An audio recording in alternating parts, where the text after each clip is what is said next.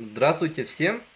В сегодняшнем ролике я расскажу вам о работе, вообще, что за работы тут бывают, что нужно знать человеку, который впервые приезжает в Южную Корею, как проскочить именно таможню, какие вот эти хитрости надо знать, использовать и все такое. Поехали! Let's go!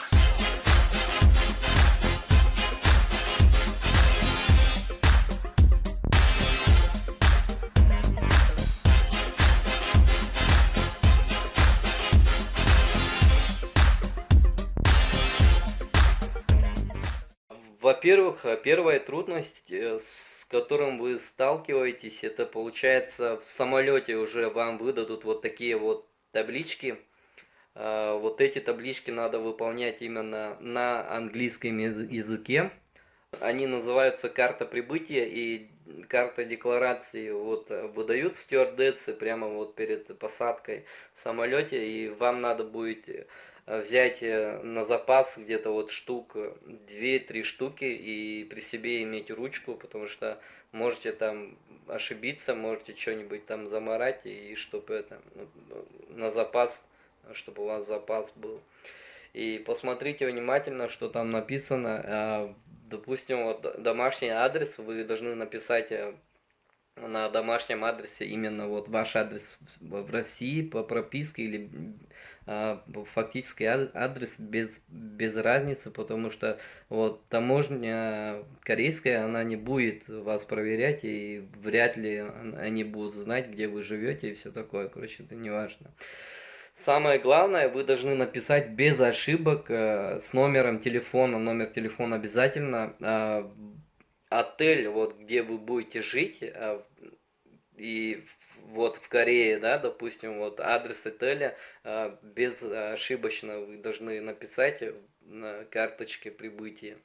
И если вы, допустим, вот пара, тут вот документы немножко отличаются. Если вы один летите, то здесь вы ничего не оставляете, а если вы пара, допустим, вот муж и жена или с подругой можете приехать, допустим, и вы можете забронировать отель на двоих, а вот здесь вот на карте декларации вам надо поставить единицу. Это получается там написано число членов семьи, которые с вами вот приехали типа в Корею. Вот здесь вот надо поставить единицу. Вот люди здесь тоже ошибаются, и вот дополнительные вопросы там возникают, и сразу вот человек начинает спрашивать, кто вы, откуда там, где вот второй человек, или почему тут написано один человек, а где второй, типа такого. Потом уже спрашивают, покажите бронь отеля и все такое, обратный билет уже начинают спрашивать, и вообще вот отправляют людей в комнату допроса. Вторая трудность, с чем вы сталкиваетесь, это уже сама таможня, сам паспортный контроль. Они выглядят вот так, стеклянные будки, и сразу вот смотрите, да, вот удобно очень сделано, вот стеклянные будки как раз и видно там, какой человек сидит внутри, какой хангук, да, сидит. Хангук это по-корейски вот кореец, да, какой хангук сидит там. Если человек молодой, или если это женщина, или девушка молодая, или вообще вот там стажер сидит, ну, два человека, да, там сразу видно, там стажер, получается, и рядом стоит вот опытный более человек, вот к таким людям желательно не подходить, потому что они уже начинают спрашивать на английском или может ну на любом, ну если вам повезет, то могут по-русски спросить на ломаном русском, но по-английски обычно спрашивают там цель визита спрашивают, или, допустим, вот сколько вы будете жить в Корее, и, ну, насколько вы приехали в Корею, там, how long time you stay in Korea, допустим, вот так спрашивают, и, пожалуйста, вот подготовьтесь, возьмите простой англо-русский словарь, который продается везде в книжных рынках, или одолжите у кого-нибудь там, у племянника или у брата, у сестры. Там вот есть такие специальные разделы, называются аэропорт, таможня, гостиница, вот самые вот нужные слова надо выучить хотя бы по-английски, да, чтобы вот когда вам зададут вопросы, сразу, чтобы ответить. А если, допустим, вот человек не будет отвечать, допустим, вот спрашивает, да, цель визита, допустим, вот purpose of visiting Korea, если вы будете вот так, короче, вот, ну, стоять, они сразу ваш паспорт дают другому человеку, он берет вас за руки, и вы уже идете в комнату допроса. Это называется офис. Вот там, если вы в офис попадете, это уже вам надо будет доказать, что вы турист, вам надо будет уже показывать обратный билет, вам надо будет уже показывать бронь отеля, вам надо будет уже показывать, сколько с собой у вас денег. И самое главное, вы должны доказать то, что вы турист, или вообще вот вы приехали на какой-то фестиваль, допустим, или что-нибудь посмотреть, какой-нибудь концерт кей-попа или какого-нибудь типа. Ну, каждый человек, что я хочу сказать, должен придумать свою легенду, чтобы сказать, ну, корейцам, да, вот я приехал такой-то, такой-то, я приехал сюда-то, сюда-то. Даже реальных туристов, вот людей, которые реально приехали отдыхать сюда, в Корею, они уже не пускают. Если в чем-то подозревают человека, они могут сказать, они полное имеют право человеку сказать, извини, короче, езжай домой. И все. А потом людей, если вы люди не доказывают, вот их вниз где-то вот, ну, в Корее всегда вот так, короче, под землей тоже есть этажи, и самый нижний этаж, это называется подвал, но это не совсем подвал, это вообще-то накопитель, вот, все пугают там подвал, и люди попадают вот в такое место, там реально, там очень много людей всяких, иностранцев, русские там есть, допустим, наши вот россияне. И если у вас нету обратного билета, если вы не купили обратный билет, а думали там, ай, ладно, короче, проскочу как-нибудь. Если вы не купили обратный билет, то вы можете торчать вот в этом подвале очень и очень долго. На самом деле говорят, вот 3 суток, 3 сутки вы можете находиться в подвале, а потом вам подойдут представители авиакомпании и скажут, вот мы отправляем вас домой за свой счет, типа депортируем, и вот подпишитесь тут, короче, вот бумагу какую-то суют и говорят, вот подпись поставьте, и вы попадете домой. Вот люди, некоторые люди так вот домой попадают, но при прилете, когда вы уже будете дома, авиакомпания, которая вас привезла из Кореи, вас спасла из Кореи, они выставляют счет, и счет очень-очень жирный, так что советую всем, настоятельно советую, чтобы у вас у всех был обратный билет, вот. А когда вот люди попадают вот в такое помещение, в подвал, их кормят гамбургерами и колой, но люди бывают жалуются там, почему вот нас кормят там, только гамбургеры какие-то дают, колу дают, а там кулер есть, вода, кулер с водой, вода, ну, доступна, да, бесплатно.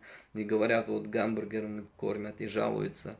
Но прикинь, если вас бы кормили корейской едой в этом подвале в течение недели, допустим, вы бы вообще не знаю, что бы с вами случилось, потому что корейская еда, она всегда острая, они питаются всякими растениями, там корни какие-то, капусты острые, рыба какая-то жалкая, и по-любому людей, вот, которые попали в подвал, будут кормить самой хреновой едой, вот. Так что радуйтесь, что вам дают хотя бы гамбургеры.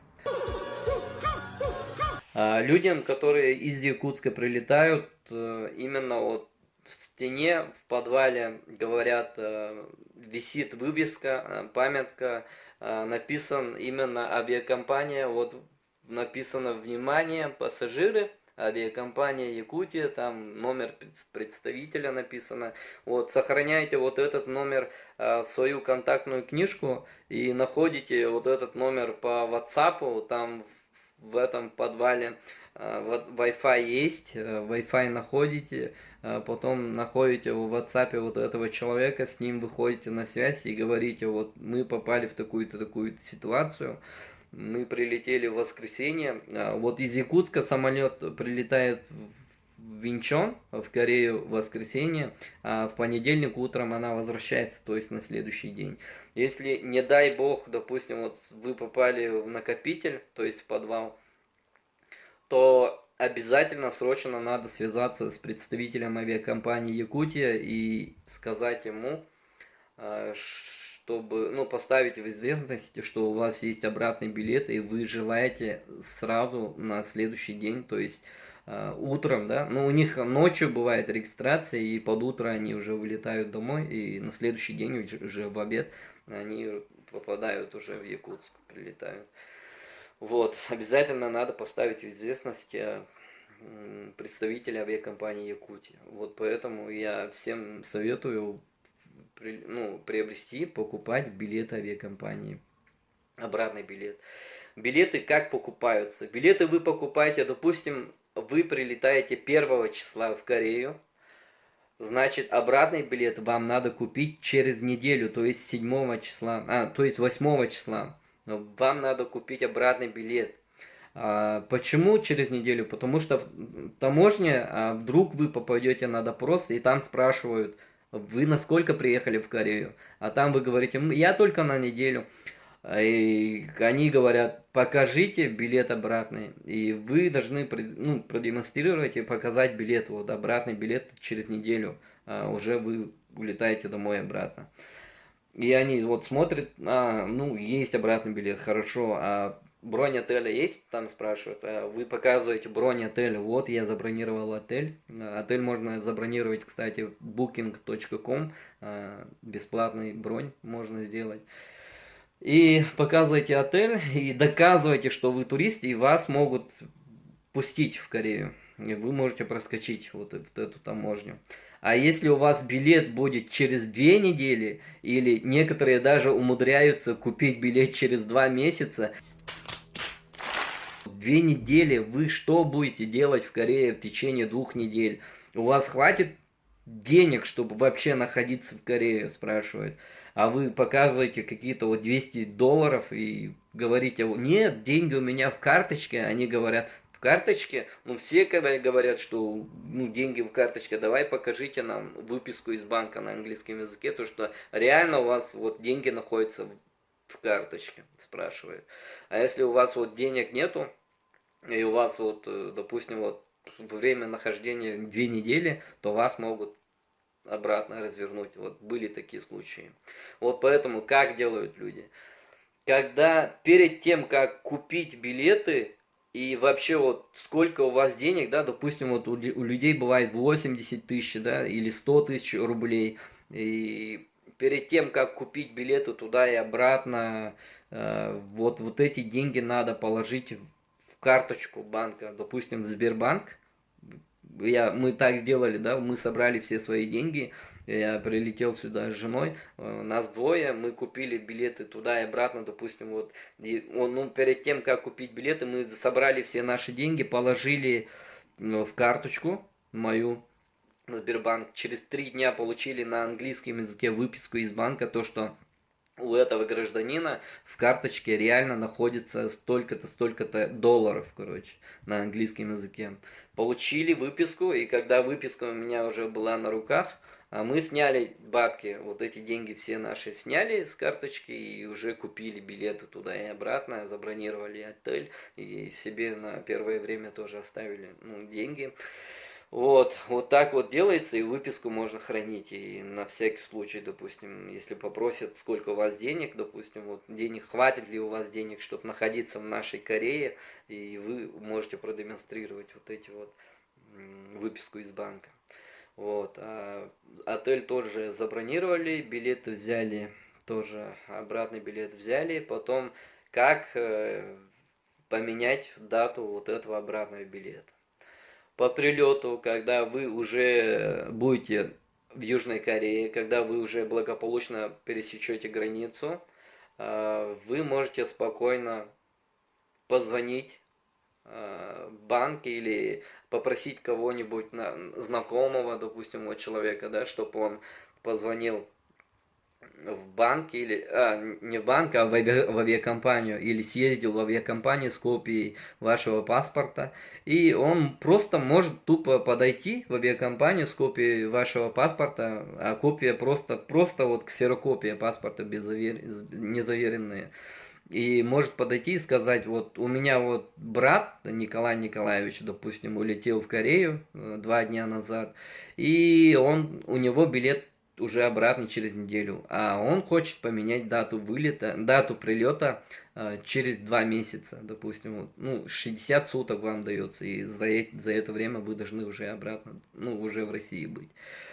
И говорит, вот этот ваш племянник или друг, знакомый, неважно кто, и говорит, вот, он хочет поменять дату вылета. Они говорят, ну, пожалуйста, цена вопроса стоит 2500 рублей. Это штраф за то, что вы меняете дату прилета обратного.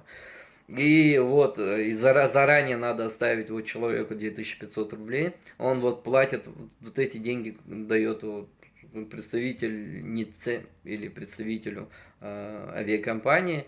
И дату вылета просто меняют тупо, и все. И вам надо просто без опозданий именно подойти. Ну, билет не надо отправлять, ничего, в базы данных уже вас вносят, и вы должны просто с паспортом подойти в аэропорту Инчон уже и в регистрации. Главное вот не опоздать в регистрацию, и все, вы прилетаете уже домой. Вот так это делается. Надо как себя вести вообще в таможне. Надо одеваться как хангуки, потому что как корейцы, они, ну, психологически, да, вот те люди, которые работают в таможне, они психологи, они работают с людьми, они уже знают, они видят издалека и знают то, что вот этот человек явно турист, вот этот человек явно, ну, как бы какой-то бизнесмен, а этот какой-то подозрительный, вот его надо допросить, типа вот так, короче, они думают. Вот поэтому вам надо одеваться именно в яркое, потому что корейцы, они любят все яркое, короче, вот мужчины и даже парни, у них вот розовые бейсболки бывают с какими-то стразами и все такое, типа, ну, как и китайцы, они какие-то, ну, вот так вот одеваются. Вот надо поэтому... Желательно белый верх, желательно белые кроссовки, ну, белый цвет, потому что подсознательно он внушает доверие, и поэтому белый цвет или какой-нибудь яркий, да, ярко-зеленый, желтый или какой-нибудь розовый, типа такого. И советую настоятельно всем сходить перед прилетом в парикмахерскую и купите какие-нибудь очки, такие дешевые, короче, очки, потому что все хангуки почти они очкарики. Купите очки, напяльте очки, и тогда вы, ну, подсознательно они будут думать, то, что вы уже свой человек, и навряд ли вы будете пахать на полях, на стройках, типа такого. Обязательно кольца, всякие золотые цепочки, там часы, из воротника должны торчать белые наушники айфона, типа из рюкзака там селфи-палка торчит. Вы должны выглядеть как богатый турист или какой-нибудь там модный, какой-нибудь хипстер, типа такого. И тогда они уже не спрашивают, вас ни о чем уже не будут спрашивать. А если вы будете одеты в какие-нибудь спортивную одежду, в какую-нибудь там темную одежду, то тогда по-любому там вас будут спрашивать, допрашивать и, скорее всего, развернут обратно. Вот. И о чем я хотел еще рассказать. Вообще в Корее сейчас ужесточили вот контроль. И вот последние месяцы вот бум гастарбайтерства здесь очень возросло. И кто Вася по жизни мана? Поэтому желательно, настоятельно советую вам не находиться именно гражданам России, потому что нам визу никто не дает. Визу дают всем этническим корейцам. И получается, на улицах ходят вот такие вот миграционная служба, прям ходят, и они всех останавливают и всех проверяют, пробивают по базе данных. Если, не дай бог, допустим, какое-нибудь подозрение вы вызовете, вас могут депортировать обратно. У них есть наладонники, тут страна вообще очень развитая. На таможне с вас снимают отпечатки пальцев, и по вашему даже просто имени и фамилии, вот был такой случай, у человека нашли в кармане просто кредитную карточку, и там имя написано, допустим, Александров Николай, да, вот, вбили на ладонник, и у него вот вся информация, там отпечаток пальцев, фотографии, вся информация, короче, там на ладонике прям вот вышла. И они говорят: ок, извини, вы именно в Корее вот приехали, ну как бы как турист, у вас виза туристическая, а у вас сейчас вот в пакете я вижу рабочую одежду. Извини, дорогой, вы нарушаете правила, ну, законы нарушаете, и его, короче, поймали и депортировали обратно домой. Вот такое тоже может случиться. А они не обязательно вот в таких салатовых костюмах ходят. Они ходят именно в гражданках ходят. И бывает, когда люди работают в городах, сразу, ну, заходят такие хангуки, да, корейцы, и все думают, что это просто обычные корейцы ходят, ну, в заводах, фабриках. А оказывается, это миграционка, и сразу вот так, короче, за руку берут, надевают даже наручники, сажают в автобус, потом везут в миграционный отдел, и там уже разбираются, там, если у человека, допустим, виза туристическая, ну, безвизовая, да, допустим, вот как мы, заехал на 2 месяца и попался работающим, то его сразу депортируют, выписывают штрафы, там, ну, страшные всякие байки рассказывают, и не дай бог с кем-нибудь такое случится. Вот, а так, как я говорил уже, тут работать, ну, вообще вот, расскажу сейчас про жилье. Вот такая вот квартира, допустим, вот как у нас, да, двухкомнатная, стоит где-то в рублях, где-то 30 тысяч рублей. Вот поэтому надо приходить с близкими друзьями, и чтобы жить вместе, чтобы поддержать друг друга. И вообще вот трудно, да, жить в городах, и трудно снять вот такие квартиры. И опасно, немножко опасно, если вы, допустим, хангукский вообще не знаете, и выглядите, ну, допустим, вот не как хангук, а, ну, если у вас славянская внешность, допустим, советую вам лучше останавливаться в таких каких-нибудь островах и работать на полях. На полях обычно вот работают вот так вот девчонки отправили мне фотографию, как они обедают, допустим, вот так вот собирают зеленый лук, и ну, просто собирают зеленый лук и с утра до вечера, и вот живут в таких домах. Все корейцы, они спят на полу. Это для нас может быть и дико, вот для людей, которые в Азии вообще никогда или за границей не находились. У нас же дома, как? У нас дома всегда кровати, допустим, или стул, на стульчиках сидим и кушаем со стола, да.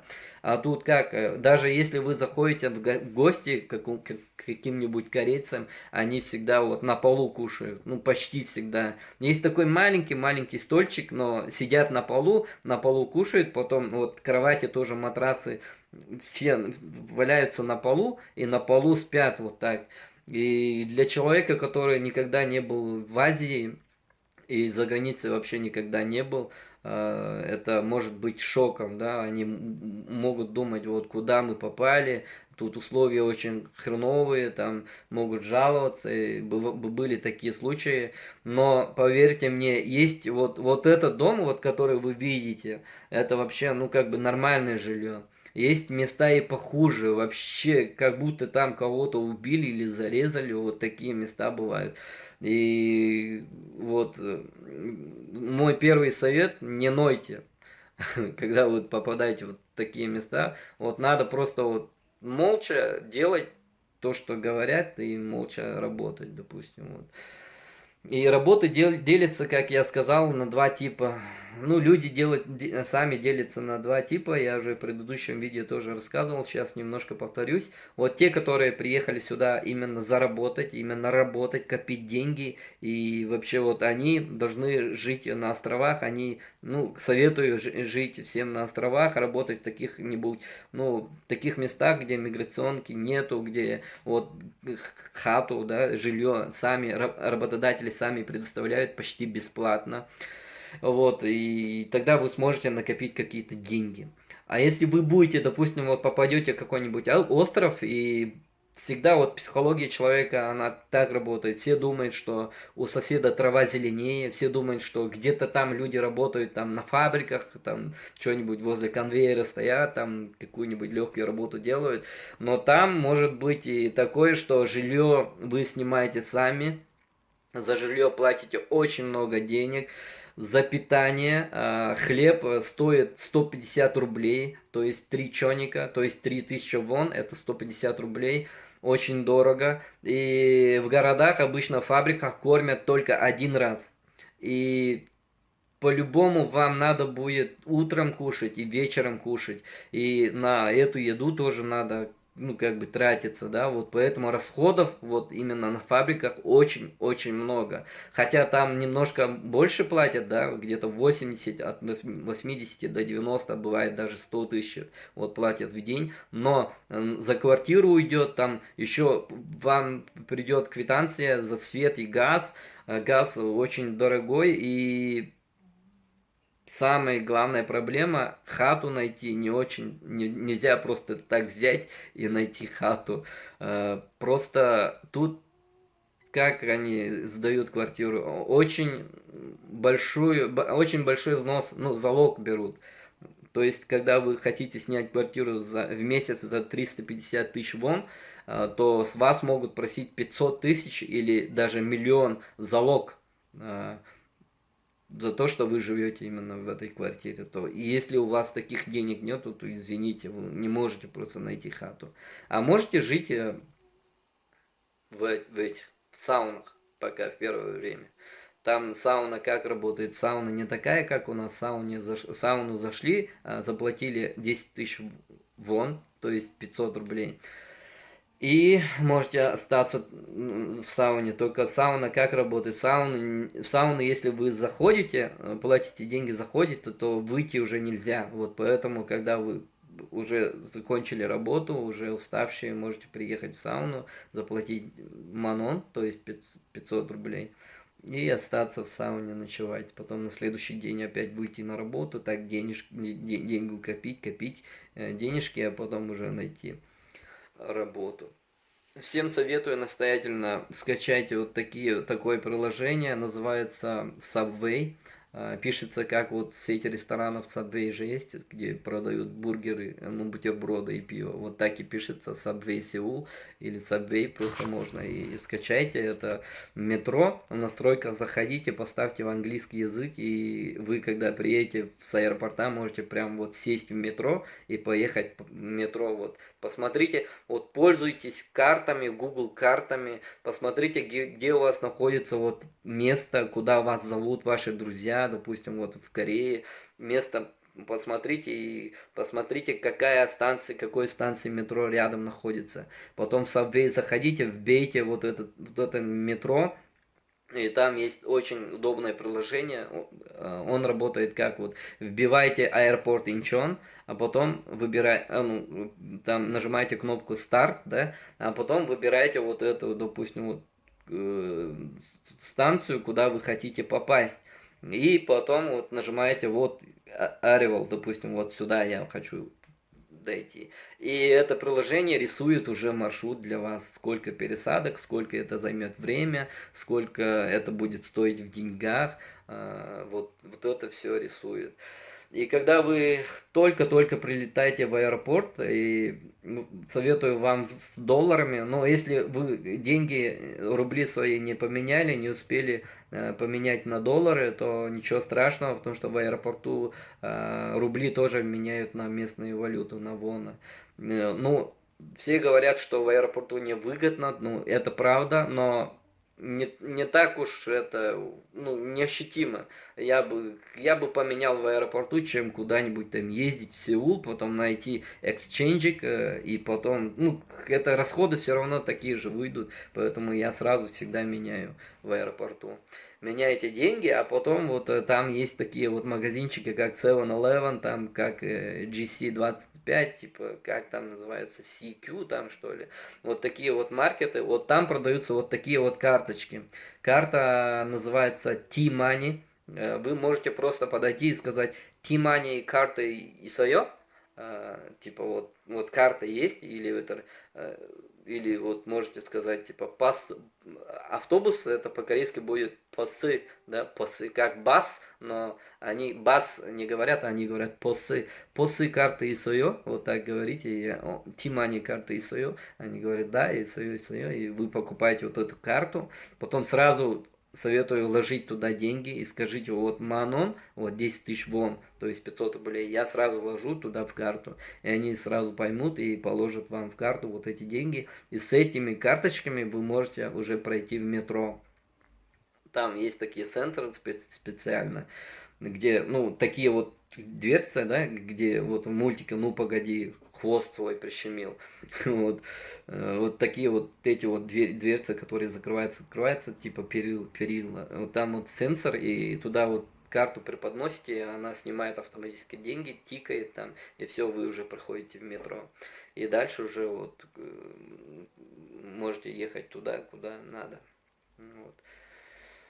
Вот. Еще, если я, могу что-нибудь там забыть, если, допустим, есть какие-нибудь вопросы, можете задавать в комментариях внизу. Не забывайте поставить лайки, потому что там, не знаю, ну, все так говорят, но я тоже вот только начинаю, и по-моему, ну, может быть, не знаю, почему-то все говорят, поставьте лайки, может, эти лайки что-нибудь там, не знаю, какой-нибудь балл, ну, чем больше лайков, чем больше просмотра, и чем больше людей подписывается, допустим, да, вот тем вот это видео полезное именно выходит на первые ряды, и тем больше людей посмотрят вот это видео, поэтому поставьте лайки, подписывайтесь, и